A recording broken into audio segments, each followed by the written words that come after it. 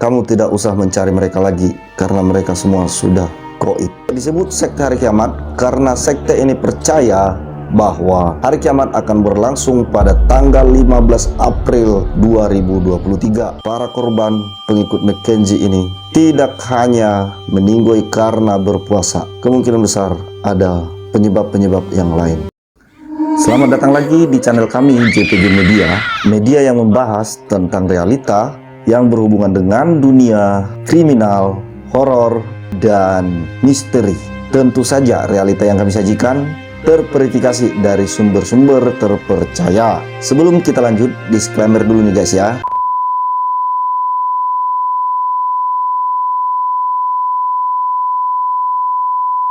Beberapa perkataan dalam video ini telah kami samarkan untuk mencegah es kunyit asem, karena sebelumnya di part 1 saya terkena es kunyit asem. Mudah-mudahan ini aman-aman saja ya guys ya. Mohon doanya. Kali ini kami akan menceritakan sebuah kisah nyata ajaran sesat yang ada di Kenya. Baru-baru ini terjadi. Kali ini kita akan bahas part 2. Sebelumnya kita sudah menceritakan part 1.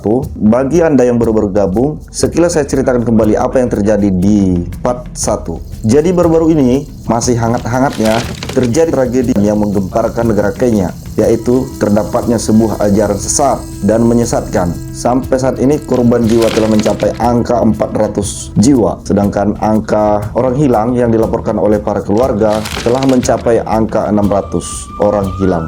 Pencarian dan penggalian para korban masih tetap dilakukan hingga saat ini dan sangat dimungkinkan korban akan bertambah lagi karena diduga masih ada kuburan massal yang belum tergali. Sumber berita yang kita bahas kali ini dari bbc.com. Perlu Anda ketahui bahwa ajaran ini mewajibkan para pengikutnya untuk berpuasa sampai qoid. Kita telah bahas mengenai penyebab meninggalnya para korban dan tanggapan atau arahan dari berbagai tokoh masyarakat yang ada di Kenya dan pejabat-pejabat publik yang ada di sana, seperti kepolisian yang ada di Kenya, gubernur, dan arahan dari presiden Kenya. Namun kali ini kita akan membahas tentang kesaksian atau testimoni para korban dan keluarga korban, baik yang keluarganya habis semua dibantai oleh ajaran ini atau para korban yang berhasil melarikan diri. Kisah mereka ini sangat mengharukan, hingga pada saat membuat narasi tentang video ini hati saya gemetar serius.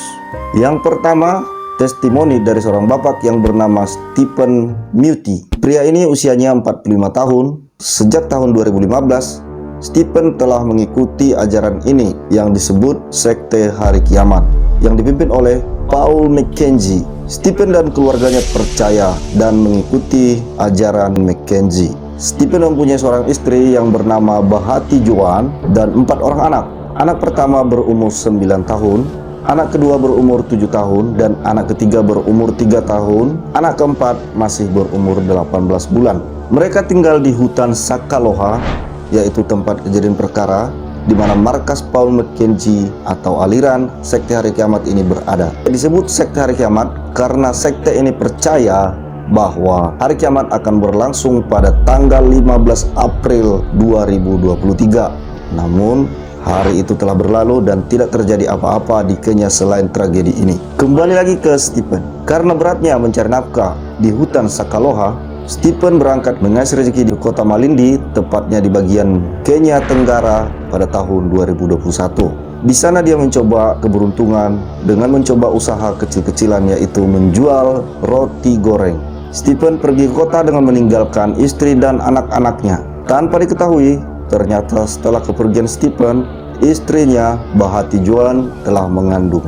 Karena jarak dari hutan Sakaloha ke kota Malindi cukup jauh, maka Stephen agak jarang pulang.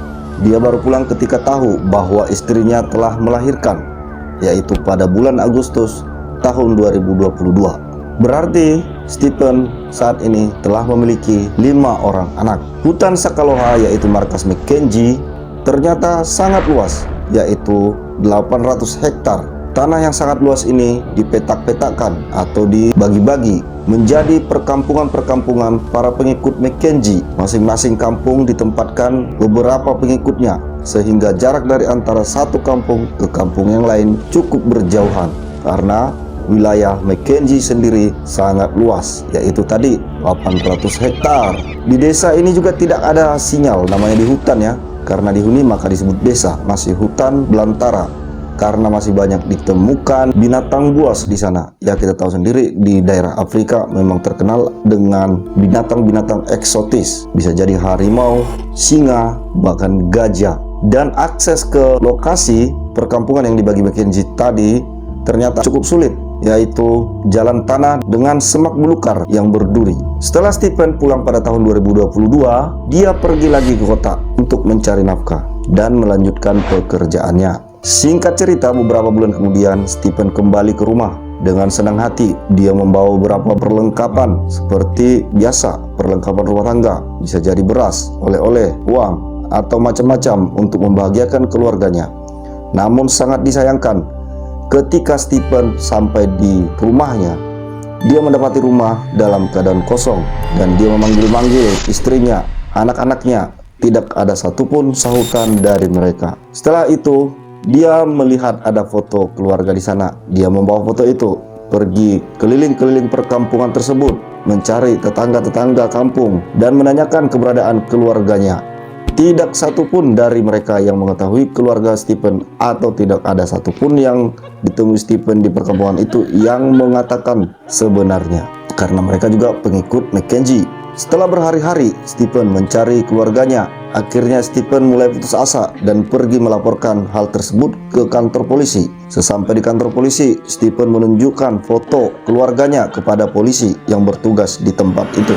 Dan ketika polisi melihat foto itu, kebetulan pada saat itu juga ada beberapa korban Mackenzie yang berhasil melarikan diri dari markas Mackenzie, yaitu hutan Sakaloha tadi. Beberapa orang tersebut diminta polisi untuk mengidentifikasi foto yang ditunjukkan oleh Stephen. Ternyata beberapa orang yang berhasil melarikan diri tadi, ada yang mengatakan bahwa dia mengenal dan dapat menyebutkan nama-nama yang ada di foto itu. Dan ada lagi yang mengatakan bahwa dia menyaksikan sendiri anak ketiga dan keempatnya meninggoy. Bahkan dia menambahkan, dia mengetahui di mana dikuburkan anak ketiga dan keempatnya itu. Ada juga yang mengatakan, sudahlah Stephen, kamu tidak usah mencari mereka lagi karena mereka semua sudah koid. Lalu kemudian salah satu lagi mengatakan bahwa saat anaknya koid, tidak boleh atau tidak diperbolehkan satu orang pun bersedih, berduka, bahkan menangis, baik keluarga atau sesama pengikut Mackenzie aliran sesat ini. Mereka diminta untuk bergembira, bertepuk tangan, karena katanya dengan cara koib seperti ini dia telah bertemu Tuhan.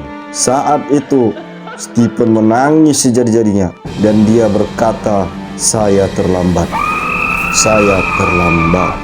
Coba membayangkan posisi Stephen. Dia pergi jauh untuk mencari nafkah, membahagiakan keluarganya, pulang dengan bergembira setelah mendapat rezeki walaupun sedikit. Dia berharap bertemu dengan keluarga, anak-anaknya di rumah dengan membawa oleh-oleh. Namun ternyata sampai di rumah mereka sudah koib semua. Singkat cerita, sampai saat ini jenazah belum dapat ditemukan karena kondisi para korban saat ditemukan sangat mengenaskan dan tidak beradab. Begitu kata penggali kubur. Bahkan para penggali kubur mengatakan para tubuh korban telah dirusak dan terlihat sangat tidak bermartabat. Hal itu juga telah menghantui mereka.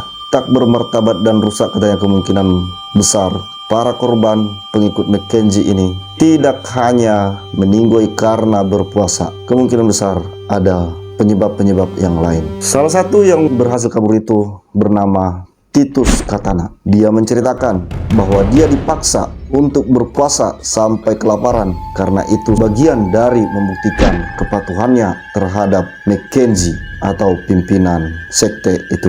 Dia menambahkan juga bahwa orang yang mencoba meninggalkan markas itu, jika ketahuan, maka akan dicap sebagai pengkhianat, bahkan dilakukan penyerangan fisik. Yang paling sadisnya, Katana mengatakan bahwa urutan-urutan meninggoynya para korban telah ditentukan oleh Mackenzie, yaitu yang pertama meninggoy haruslah bayi, anak-anak. Setelah itu diikuti oleh orang dewasa yang belum menikah atau lajang atau anak gadis. Setelah itu baru diikuti oleh orang tua mereka. Stephen McKenzie sendiri selaku pimpinan sekte Hari Kiamat ini mengatakan bahwa dialah yang seharusnya terakhir koid. Begitu kata-katanya. Bayangkan, bukankah dia merasa seperti Tuhan bahwa dia bisa menentukan siapa yang harus koid duluan? Hasil postmortem dari kepolisian dan kejaksaan setempat mengatakan bahwa para korban yang meninggoy, selain meninggoy karena kelaparan, beberapa korban juga ditemukan meninggoy karena benda tumpul atau cekikan. Ini menguatkan pernyataan Katana tadi bahwa tidak mungkin urutan-urutan meninggoynya dapat diatur sedemikian rupa jika hanya mengandalkan berpuasa sampai kelaparan. Dan tidak harus juga bahwa ketahanan seorang anak lebih lemah daripada orang tuanya, apalagi anak-anak yang sudah dewasa dan memiliki orang tua yang sudah sakit. Apa mungkin anaknya lebih lemah menjalankan puasa? Sangat tidak mungkin. Yang sangat mungkin adalah anak-anak yang dirasa memiliki kemampuan untuk menahan lapar akan dipaksa McKenzie. Jika melihat orang tuanya sudah sekarat, maka anaknya harus diselesaikan pada saat itu juga. Itulah sebabnya hasil postmortem dari kepolisian dan kejaksaan tadi terdapat meninggoy akibat benda tumpul dan cekikan. Memang sangat kejam, karena beberapa orang tua di sana yang menjadi korban, kemungkinan mereka terlebih dahulu menyaksikan anak-anak mereka koid di tangan McKenzie duluan atau di tangan para pengikut yang lainnya. Kemudian ada lagi testimoni dari Patrick Ngambau. Namanya Patrick Ngambau. Ternyata dia ini bukan orang Sakaloha, bukan orang dari hutan itu, atau bukan orang dekat McKenzie. 2 tahun lalu, pada tahun 2021, Patrick kehilangan ibunya. Ibunya pergi dari rumah tanpa memberitahukan kepada keluarga, sehingga Patrick dan keluarganya mencarinya kemana-mana, hampir di seluruh Kenya yang kemungkinan dikunjungi oleh ibunya atau yang pernah dikunjungi oleh ibunya telah ditelusuri dan tidak menemukan ibunya di mana. Kemudian pada suatu ketika dia pergi ke hutan Sakaloha karena mendengar banyak perkumpulan di sana. Dia mencari ibunya di sana dan ternyata ibunya di sana dan menemukannya. Dia memujuk ibunya untuk kembali ke rumah. Namun kata ibunya, "Saya di sini untuk menuntaskan misi saya mencari Tuhan." Karena kengototan ibunya tidak mau pulang bersama Patrick, maka dengan berat hati dan sangat sedih, Patrick meninggalkan ibunya di hutan Sakaloha itu. Kemudian pada saat berita ini viral, Patrick mendengar berita bahwa ada tragedi yang memilukan di hutan Sakaloha, maka Patrick pergi ke sana, ke tempat dulu dia menemukan ibunya. Sangat disayangkan, tidak ada lagi ibunya di sana. Dan dia melaporkan hal tersebut ke kantor polisi. Ternyata di kantor polisi ada ratusan orang yang melaporkan hal yang sama, yang bukan dari hutan Sakaloha, dari tempat-tempat jauh, yang kehilangan keluarga mereka dan diduga menjadi korban dari sekte Hari Kiamat ini. Bagaimana bisa orang jauh yang tidak mengenal McKenzie, yang awalnya tidak mengetahui ajaran ini, datang dengan sukarela? Ternyata menurut penelusuran dari kepolisian setempat diketahui bahwa sebelumnya 4 tahun lalu McKenzie pernah melakukan siaran langsung di sebuah acara televisi dan berkhotbah di sana. Dan khotbahnya itu ditonton oleh beberapa orang yang menjadi korban saat ini. Para korban dengan sukarela menemui McKenzie di hutan Sakaloha. Selain itu, khotbahnya pada waktu itu telah direkam dan diupload kembali di sosial media, sehingga para korban yang mendengar terus-menerus melalui media sosial selalu bertambah. Menurut kepolisian juga, para korban tersentuh hatinya ketika mendengar khotbah McKenzie dan bersedia mengikuti segala ajarannya. Tapi menurut saya bukan hanya itu. Menurut saya ini sekelas hipnotis. Bagaimana mungkin hanya dengan khotbah yang merasa tersentuh dapat menghilangkan akal sehat? Tidak bisa dipungkiri memang di seluruh penjuru bumi banyak aliran sesat yang berpendapat sesuka hatinya. Tapi yang paling mengherankan adalah kenapa ajaran yang tidak masuk akal, yang jelas sangat merugikan dirinya sendiri atau merugikan keluarganya, tetap dipatuhi, bahkan banyak pengikutnya. Saya heran dan saya mempertanyakan ini selama 5 tahun, tidak menemukan jawabannya. Bahkan jika ada orang mengaku nabi atau mengaku sebagai dewa dan Tuhan, saya yakin masih banyak yang percaya. Kenapa? Silakan komen di bawah. Siapa tahu saya tercerahkan dengan komenan Anda.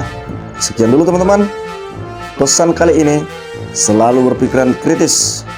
Ujilah segala sesuatu agar akal sehat Anda tetap berfungsi dengan baik. Kami segenap kru yang bertugas mengucapkan terima kasih.